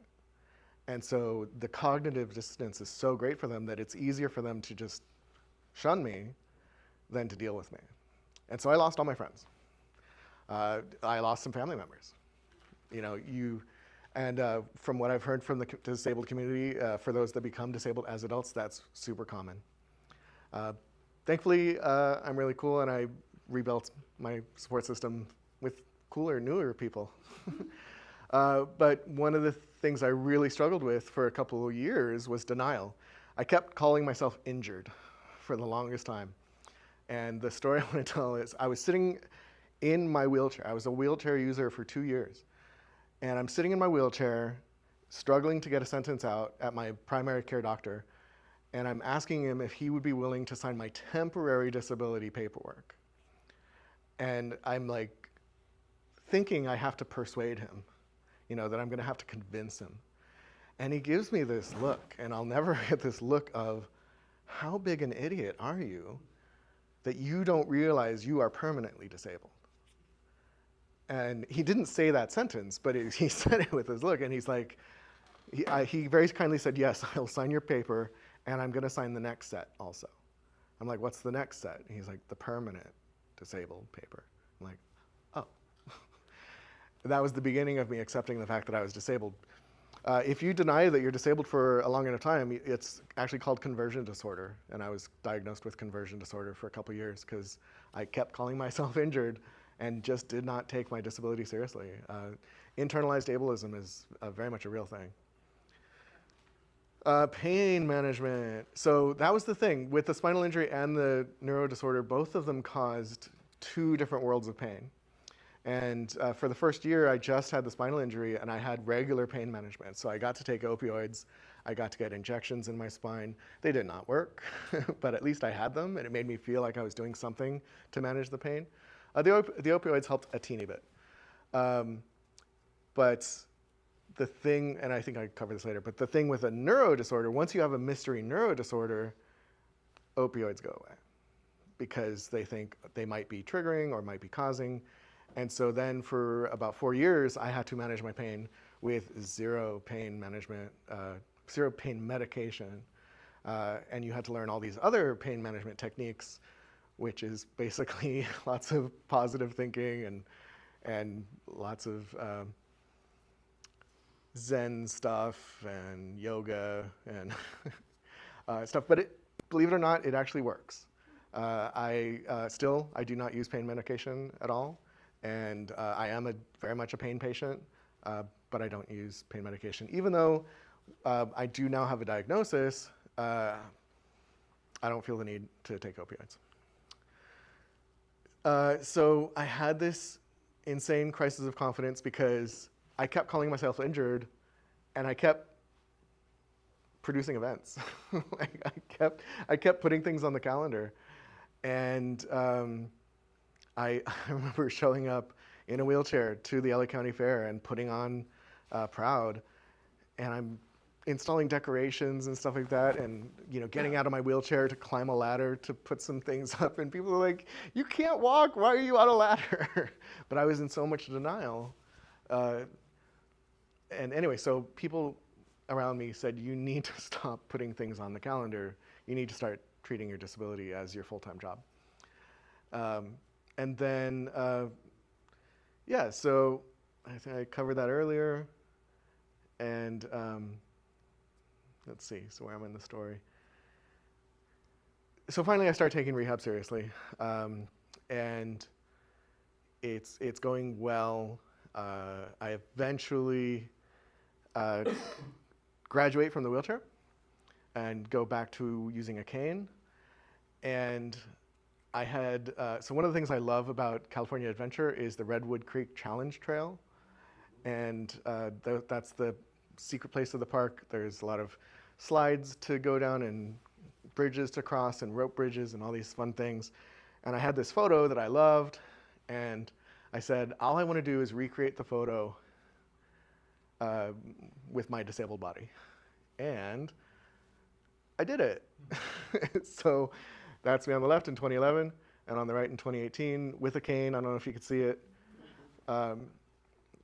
I was thoroughly happy to recreate this photo. It was the stupidest thing I could have ever done. My spinal injury was not prepared for me to jump like that. I was in pain for many, many days because of the photo, but I kind of didn't care because look at that photo. That's rad. Where is that? That's in California Adventure at the Redwood Creek Challenge Trail. It's a little hidden corner of the park that not a lot of people go to. It's a really cool little playground. Is it available for the public? Mm-hmm. Oh, Never seen that. It's across from the Rapids ride. Oh, okay. Yeah. Mm-hmm. Yeah. Okay. Yeah, it's really cool. So I was at a turning point, and the turning point became really because I started not ignoring my neurologist, but listening more to my neuropsychotherapist. She was the one who, well, we were dealing with stuff for years. We were talking about pain management, talking about trauma, talking about all this stuff. And then one day, 2 years in, she drops the phrase PTSD. And I stopped her and I'm like, that's weird. Why did you mention PTSD? We've never talked about PTSD in 2 years. And she's like, what do you mean? Like, we've never talked about PTSD. Why did you all of a sudden bring that up? And she said, you're really smart, and you mean to tell me you haven't figured out that you have PTSD? We've been talking about trauma for 2 years. And I'm like, no, that's your job to tell me what I have. Like, why would I self-diagnose when I have an amazing neuropsychotherapist and a whole team of doctors? I actually had 10 doctors at the time, and no one had mentioned PTSD. Anyway, it turns out, yeah, I have PTSD. And I'll link that in a second. So that was my second diagnosis. The first diagnosis was a thing called FND, functional neurological disorder, which turns out, well, it was really comorbid, they say, happening at the same time. Sometimes when you have a serious injury as an adult and PTSD, especially undiagnosed PTSD from childhood, it can sort of reawake. The best way they described it was when you get PTSD, your brain starts writing bad software, bad code, but it stays dormant. And that the injury as an adult can waken it up, basically unleash the bug. And that bug was causing the tremors and causing all the pain and everything like that. And so the way you treat FND is to treat PTSD. And so that's when we started looking, where is my PTSD? You know, what's causing it? And we found evidence as early as 2 years old. The drowning and the rattlesnake and the rheumatic fever or the scarlet fever. Turns out those were actually, we don't know which of those things because I have no memories of any of that except for the rattlesnake, that I remember vividly. But we don't know, and it also doesn't really matter. It doesn't matter what thing. And I actually technically have CPTSD, which is complex PTSD. The issue is CPTSD doesn't really exist in the DSM-4 in America. If I were in any other country, I would be diagnosed with CPTSD. Is it complex or is it Complex. Complex. child? Okay. So an adult could get CPTSD. It just means, so PTSD is for seeing an atraumatic event. C, PTSD is complex, meaning seeing it over a long period of time. So I finally had this explanation of why all this was happening to me, and that really helped. And then I had 10 doctor's appointments a week, 2 a day, for about 2 years. Physical therapy, occupational therapy, neurology, neuropsychotherapy, counseling, eventually a sleep doctor, because I wasn't sleeping either. It was great. I was taking about 30 pills a day, which was great. And then what I found out as I'm now being able to walk again and stuff like that, I would have these paralysis scares. I would basically wake up, or just in the middle of my day, I was paralyzed. My body would not work. My spine would be frozen, my legs wouldn't work, and I would have to call an ambulance and go to the ER. And the doctors explained to me that the nature of my spinal injury is such that I will always be at risk for paralysis every day of my life. That if my S1 goes this way just a little bit, I could sever my spinal cord and be a paraplegic. And so I have to be really careful in my day-to-day and hopefully not be paralyzed. And it's funny because last month when I was here, I had taken a nap in the day before, or that day, and was feeling weird when I was here. And then when I walked to my car, my left leg wasn't working. And I was like, oh shit. And then the next day, my legs weren't working. And so I actually had another paralysis scare just last month. So it reminded me that, and I hadn't had one for about 2 years. So it reminded me that, yes, this is still very much a thing I have to deal with every day. And so, how the hell do you navigate a career when everything is broken? My first thought was, well, I'm a producer, and producing as a job is actually really flexible. Most of it's email work, phone work, and you can do that from bed. You can do that even on your worst days. And so I was doing that with the county fair and some other events. But the thing with live events is, especially if it's a one-day event, you have to be able to manage the event that day. You can't call in sick if you're the producer. And the stress of trying to be there that day is just too great. And so it would cause other health problems just from stress. And so I'm like, I can't produce large-scale live events like I'd like to. Not until I get better, or at least get to a certain point of okayness. And I'm not there yet. So in the last 2 years, what I've really thrown myself into is what I really loved. I went to school for, which is theming and escapism and immersion and weird stuff. So I started going to the Imaginary Dwells 2 years ago. TEA, the Themed Entertainment Association, has mixers, and I go there and meet professionals in that world, and it's great. Everything Immersive is an amazing online resource for everything immersive. Theme parks and escape rooms and interactive theater, and it's great. Nerd Night is an international night kind of like this. They do talks about nerdy stuff, and that's really fun.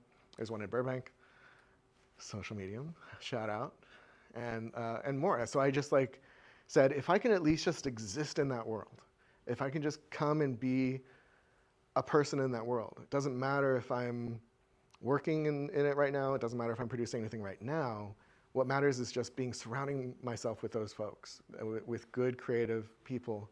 And that industry is just so full of good people, right? Like they're just nice. And I need nice people right now. And so while I was at Occidental College, I ran 2 programs for the school. And it was the Explore LA program and the LA Excursion Club, both of them variations on exploring LA on purpose. I knew the city like the back of my hand. Half of the students at the school were not even from California. And so there was quite a lot of intimidation for them to explore the city. So I would take them on field trips. And so I basically became a field trip organizer and would take 20 or 30 or 40 people to things, and we'd go to the Chinese theater and see the newest Harry Potter. We'd do sing-along screenings of Nightmare Before Christmas at the El Capitan. I threw a program called Don't Be Afraid of Public Transportation Day, where I would teach people how and why and what all the class and race issues were about public transit in LA. And I would teach them to go from Eagle Rock through downtown LA to Hollywood and Highland. And I gave them all the details they would need. I would give them handouts and maps and stuff. And this was before smartphones were really, really as smart as they are now. This was around 2004. And we would get to Hollywood, and I would tell them all their options for entertainment and dining and stuff. And I would say, okay, see you back at campus. Bye. And I would force them to navigate home on their own. Now, they had my phone number. They weren't really stranded. But I told them, I'm like, you really need to be empowered to learn to do this on your own. And I did the program for years, and the kids all said that it was probably their favorite thing that they had ever done, because it wasn't the learning about the transit routes and stuff like that that mattered. It was that they were forced to do it by me, that I was cutting them off. I was forcing them to fly, like a mama bird. And once I graduated, the school kept the program, but wouldn't ditch the kids. And so the program failed because they took away the one thing that really made it successful. But anyway, that was fun. And so, yeah, so I'm kind of known as the guy who knows where everything is and who puts on the best stuff. And so my friends at the Imaginaire Dwells and stuff, we were all sitting around and saying, it really sucks that there isn't a centralized location where you could go to find all the cool stuff in LA that isn't mainstream. Yes, there's places that advertise stuff, but none of it is niche. None of it is geared towards the nerdy side or the offbeat side or the off-kilter side or to marginalized voices like queer folks or anything like that. And so they sort of all looked at me as we were complaining over this over one happy hour recently, and they said, doesn't this sound like the perfect thing for you to launch? Is that thing? And so we came up with Alt LA that day. And the ALT, so alternative, obviously, but ALT could be artsy, leisurely, and themed experiences, adventures, legacies, and tales. I actually came up with a list of about 30 things that the A and the L and the T could stand for. And we were excited about it because it's a palindrome, and our nerdy side liked that. But the main thing is it's an alternative to the mainstream fun in Greater LA. It's a digital news magazine that showcases and organizes all the things in SoCal that are weird, nerdy, offbeat, quirky, indie, or other.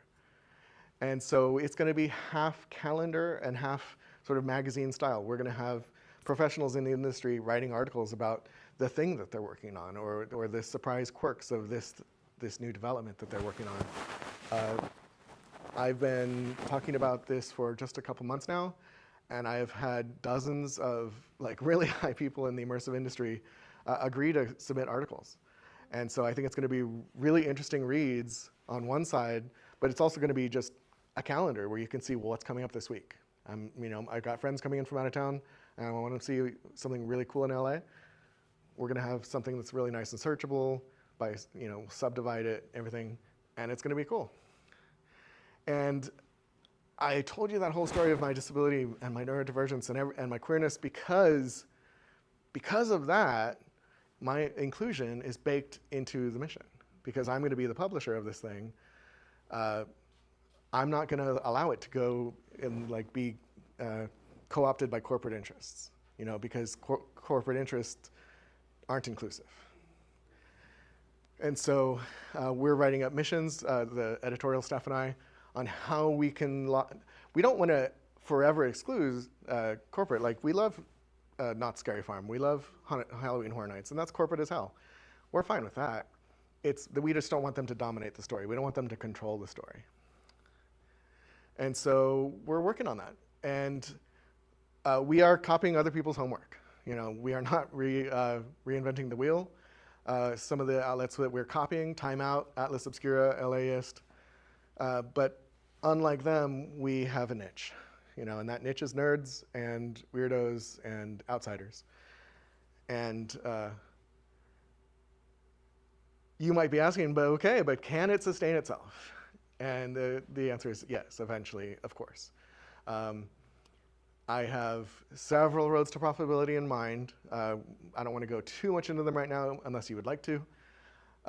We aren't launching this until 2025. So far, everyone that I've asked is in the immersive industry, and Halloween and Christmas are the worst times to do extra projects. So I'm allowing them the first quarter of 2025 to really gather the articles and the calendaring, but it's coming very soon. And then all we do is use social media to gather subscribers and exist online and start talking about what we're going to do. I've done quite a lot of research now, and I say, I'd wager anyone that our collective love of games, video games, nerdy stuff, hobbies, excursions, and special interests easily adds up to over $1 billion yearly. Remember, there are 18 million people in the greater LA area, so this is potentially a huge market. This is not small change. This is, when I talk to nerds, the one thing they feel is this sort of inferiority complex that their community isn't big enough to sustain any sort of critical mass. And I want Alt-LA to show them that maybe this little niche of a niche isn't, but if we can organize online, we're going to be this huge army of nerds. You know, imagine the power of San Diego Comic-Con, but living online, and for all the stuff that Comic-Con doesn't cover as well. You know, Comic-Con doesn't cover history. Comic-Con doesn't cover lots of stuff. Well, let's include those too. And I think one of the main reasons it's going to be successful is nobody's doing this. This is such a large thing to take a bite out of. Nobody's doing it. And because I'm disabled, I don't have a deadline. Like I can chip away at it as long as it takes. And so that's actually a real luxury that I have that other entrepreneurs might not have. And one of the reasons I think it'll succeed is I think that more than ever now, fun and frivolity and escapism will probably be extra important the next 4 years. When the election happened, I really said, should I ditch this project and just volunteer for nonprofits for the next 4 years and provide support in that way? And I realized that, yes, I could do that, but this is what I'm good at. And we need this. And I think our mental health is going to really need this more than ever in the next 4 years. So, have I convinced you that it's amazing? You want to get involved? Alt Los Angeles, at Alt Los Angeles is our Instagram. There's nothing there right now, but follow it anyway. Same thing with the website, altla.net. It's a shitty website for now, but I can't afford the $10,000 one yet. More socials to be determined. I'd love to hear from y'all which ones you think I should invest time in. I'm happy to do that. And I definitely want to exist on YouTube. I actually really want to have sort of a Sports Center or a Daily Show kind of show where we present stuff in a journalistic fashion behind a table, just like an anchor, and do that on Thursday nights when people are making their weekend plans. YouTube is a great way to get revenue as well. So the thing that I need y'all in most is writers. I need writers, I need editors, I need people to submit the stuff. It's like, hey, I heard about this thing. I'm going to have an easy to drop link place where you can just say, hey, I'm interested in this. You should tell your folks about it. Just send me the link, and I'll add it to the pile, and it'll get aggregated and go in, and people learn about it. I'm going to need photographers. I'm going to need videographers. I'm going to need editors. I'm going to need all sorts of stuff eventually. So if you have any of those skills or know people who want to get involved, it is a social enterprise at first. We will be LLC'd. We will be incorporated correctly and legally. I'm big on that. And we will eventually make money. But the first 6 months to a year, I doubt we'll make a dime. And so everyone, for the first 6 months or a year, is going to have to be volunteers. But I'm going to log all their contributions and back pay them once we start making money. So it will not be in vain. And one of the pathways to profitability is to co-sponsor, co-produce events. And so I'll eventually need event staff for all sorts of stuff. One of my dreams is to rent, say, the Pasadena Civic Auditorium and have Alt LA Fest, where we have all these niche creators and groups tabling and soliciting new club members for all the things. My dream for Alt LA is that we are the cross-pollinator of record for nerds and outsiders and weirdos. And most people don't have access to spaces like this because you're a cross-pollinator space. You know, someone might come because they love crocheting and pick up robotics. I want to do exactly that, but on an even bigger scale that a space can't hold, that only a digital space can hold, and that temporary spaces like a convention center can hold. And so I don't generally like to read what I wrote, but this is, I need to read this kind of word for word because these are the things I really want to send you home with. And that is that my disabilities are a blessing that have given me new sets of lenses to see the world. And those lenses make me a better producer, a better creator, and a better friend. My neurodivergent comes with pluses and minuses, and watching things like X-Men really helps. With every intense ability comes this high cost, often paid for by other people we wish wouldn't have to pay that cost. So channel the ability to make it worth the price y'all paid.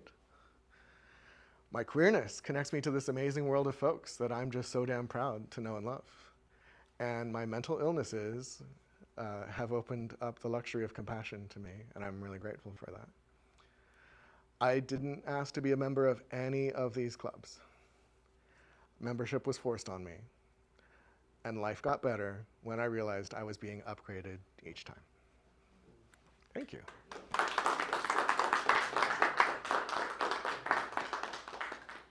Awesome. Oh, and that's me on the bridge. Thank you. Because of time, if people want to ask more questions or anything, I'm sure Eric will hang around a little bit afterwards. Happy to answer questions. And we can do that. If people feel like they have time for one more quick presentation, I know Nathaniel wanted to just show off his couple magic tricks and the toy he made. If people are down, awesome, Yay. awesome. One more round of applause for Eric. Thank you. Tweet the mic to you. What's this other slide? Hmm? The slide, you had 2 Instagrams on you. I had what? Did you have 2 Instagrams? Oh, Oh. yeah. What was the other one? So that's my personal Instagram. So Alt Los Angeles is the business Instagram. LA Saunterings is my personal. Yeah.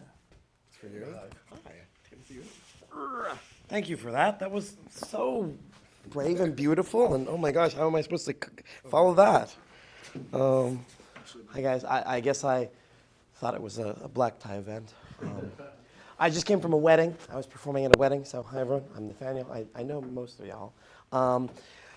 We'll do this quickly. We'll start with a quick thing. So a tone change. I love studying how the brain works. I happen to have a math degree from UC Berkeley and a theater minor, which just means I'm very nerdy. But there's this concept of a left brain and a right brain. Generally considered, the left brain is more logical, analytical, while the right brain is more creative and emotional. If you see yourself as more of a right brain person, so that's creative, or actually if you see yourself as more of a left brain person, please stand up. But that's not logical, analytical. Let's see. I feel like we're all like such creators here. Yeah, amazing. Very good. And there's Willie, right? Yes. Very good. Let's give Willie a round of applause. Thank you very much. You can have a seat. Thank you. Are you good at like spreadsheets, numbers, math? Yep. Very good. Okay. I'm going to actually have you think of a number, just a 1-digit number, maybe larger than 1, less than 10. Don't say it out loud yet. You got it, perfect. And I'm guessing everyone else here is right brain, so if you would like to stand up, feel free to, or if you'd like to help, please stand up. Let's see, I see, Destiny, do you want to help? Yeah, amazing, Destiny. Perfect, and love it. Are you good at visualizing things? Yeah, very good. I'm gonna have you think of a shape, actually a suit from a deck of cards that would be clubs or hearts or spades or diamonds. Perfect. Now, between the 3 of us, we have 1 card selected. No one knows what it is. But now this concept of left brain and right brain might be contested and debated by scientists. But maybe we can try to find a connection between the 3 of us. Willie, can I have you say your number out loud? 6. Perfect. And Destiny, your suit? Amazing. Pop quiz, everyone. Just make sure we're paying attention at this late hour. What card does that make? Six parts, amazing. See, inside this envelope is another envelope, inside this envelope is another envelope, inside this envelope is another envelope, inside this envelope is another envelope, and inside this envelope is one card. We had the number 6, we had hearts. That is the 6 of hearts. Thank you very much. Thank you. You can actually have a seat. Thank you. We'll keep this up pretty quick. I think some of you already know me. I've been making these toys for a while. I've I've been sort of tinkering and I invent a lot of my own magic. So what you just saw is actually a trick that I've been performing for 15 years, and actually I'm very excited to say for the magic community, that will be my first product. But this is sort of my kind of, I dove into 3D printing for a little bit and figured out almost 2 years ago that you could put a magnet inside a 3D printed thing, design, I guess, and by pausing the print, you can insert magnets. So I don't know if you can see this, sort of a clear one, but that's basically shows where the magnets are. But basically, I print, and just because we're running low on time, I was actually going to start a print, and then you could see it, but it's all, you get the idea. But basically, it pauses, I just insert the magnets, and it prints right over top. So it's literally just plastic and magnets. And so, I think I still have some left. And so, I want to give you guys some of these. Let me see if I should. Yeah. Okay. Actually, there we go. I got a lot. Actually, this I think will be hopefully these are some of the original magic fluxes. So this is a toy I invented called Magic Fluxes. So I actually can go ahead and give those a try, and you can play with these. Here's it. They're everywhere. Sorry, Ren. Here you go. Thank you. Yeah. There you go. Yes. There you go. Enjoy. Yeah. Give these a try. Did you get these? Thank you. Oh yes. So sorry. Yeah, I kind of made a mess there. Thank you. So, did you get any of these? Have you ever seen these before? Yeah. Here you go. Here you go. You got a couple of these. Yeah, of course. Yeah, I don't know if I had much substance prepared for this presentation. So beyond just giving them out, they're sort of like a fidget toy. You can build with them, you can make patterns with them, and drop them. I'll show you because they are made by a magician. There's magic tricks. So let me see if I can find my space here. Oh no, there's so many everywhere. Let me see if I can get some. No, I guess I don't have them. Do I have them? Nope. I think this will work. Yeah, this will work.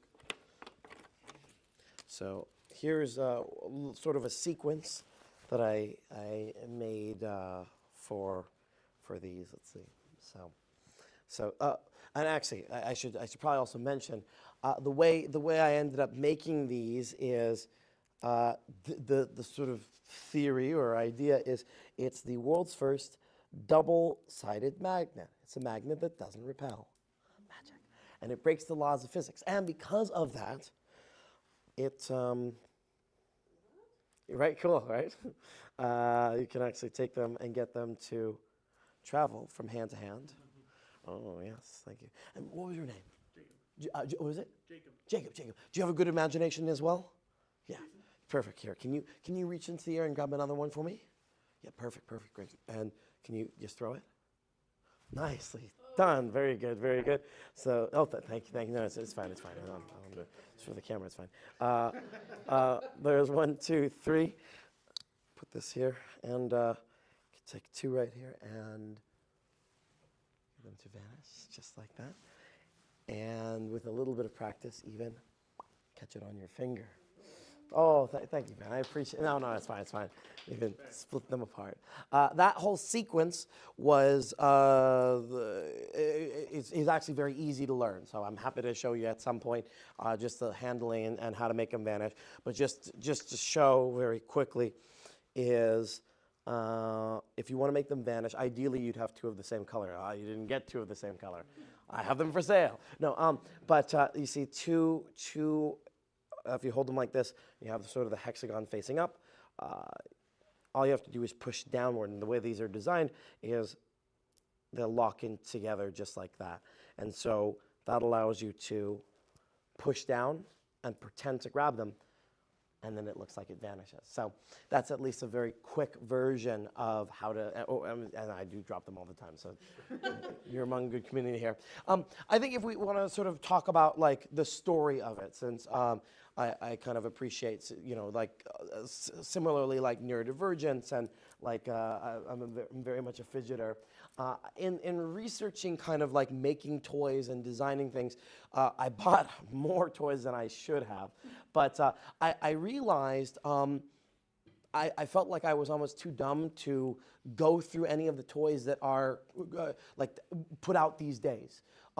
There was a lot of kits that really felt like it was very corporate, very like this is what we're gonna do to make it as cheaply and easily as possible. I came up with a term I call the play wall, which is basically I would open up a toy and I would see how far I could get into the playing process before I hit a play wall. And it was really devastating that almost every single time it was before I could even get to like step 1 or 2, because it was usually like, oh, battery's not included. Okay, well, or I need a screwdriver. No, and then you can't put that in. Or I would see these instructions that would make me sick because they were written so tiny that it was like, how is I have actually a background in engineering and I can't read these instructions. They were impossible to read. So I really felt like toys were not made for people with different abilities or thoughts. So I really wanted to try to make something that was more accessible, and kind of thus the idea of a magnet that can go either way. There is no binary to it. It's really just, it can be anything that, any way you want to play. And so that's kind of the dream, the vision with this toy. I've been working on it for quite a while, as some of us know. It's been a process, and sort of, so you guys get the idea. I'm working on kind of hopefully doing a licensing deal. So basically getting a company to pay me to make them, which would be nice. But in the meantime, it is a time-intensive process to put these together and put them out there. But I believe in them, and as somebody who my background is also doing kid shows and family shows. I've done maybe 10,000 shows for kids and families, and I've done lots of school shows and whatnot. And I would love to be able to give these out to kids at a school.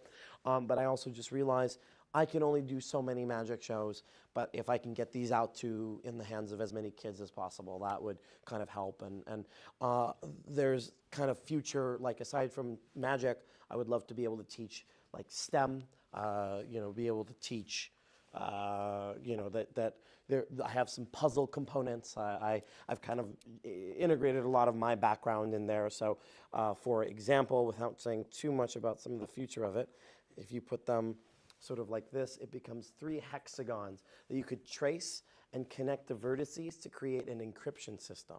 I built that whole thing, and it's not quite there yet, but that's the idea, is to try to help inspire other people to use these as a tool that almost, if you get them when you're a kid, you can then like play with them, and oh, wait a second, when you're in 5th grade, you're already learning electricity and magnetism and polarities and other sort of science principles and ideas. So I think that's the project. I love being able to rapid prototype, I guess, to sort of talk about some of the iterative process. I've also been trying to figure out packaging, and I guess I don't have any packages made, but oh yes, there is. Well, actually, I don't know if Ben, if you've even seen this. This is the previous iteration, which took tons of time, but is basically was this card, and a little magnetic or keychain, which there's a chance I might be reverting to this. We'll talk later. But this was sort of the original packaging that I made. I'm trying to figure out ways in which I can convey what this project is pretty easily so people can see. But I love the rapid prototyping. We've been making them, and Ben has helped me. Shout out to social media. I don't know who's watching this. I was not paid to say this. Yeah. So this was. I think this is actually the part that I think is really cool, is because we have tested quite a bit and played around with different versions, and you can sort of see the iterative process, which I think is also probably the thing that I find really fascinating. Is we originally started with cardboard and like popping them in. And Ben has, we realized that not all 3D prints are made the same. There's inconsistencies. And so even something that is designed perfectly in the sense of that it is always 30 millimeters, there are print inconsistencies. So we played with cardboard, and then we played with foam core, which with laser cutting, I just love the concept that with laser cut, it melts the foam but cuts the paper, and so you can actually pop them in and they stay in. But the problem is, you can't quite play with these or know what they are yet. So we got to iterate more. So, and that's the thing is I want to sort of leave this as an open discussion. This is still, even though I've been working on this for 2 years, it's in its infancy. I would love any ideas or anything that you want to sort of contribute. I love working in this space because there's so much creative energy and new ideas. And ultimately, I want to work with electronics and LEDs because I think that would be really cool. But just different sizes and different styles. And so, I don't think there were people. I think everyone's going to go to sleep after this. But I love the story of I have the second ever version. This was actually made here in the space by some kid. And so this sort of, it kind of reminds me, is that there's so much more that this project can be, and it's all based on other people, and I want this to be a collaborative thing that other people get to do. So there's different styles and different strengths of magnets or sizes, and I think there's a lot more that can come. And I even commissioned a jeweler friend of mine to make sterling silver fluxes. So yeah, there'll be different materials. So I think with all that being said, that's the project. I don't know. I'm sure there's plenty more I can talk about, but I'll try to make it as quick as possible. So I think that's everything. I've poured so much time and energy and money into this project. I've made every mistake that you can make, and I continue to do them. So if you are interested in the inventing kind of world, we talked to Ben first, but once I can say I am successful with this project, then come talk to me.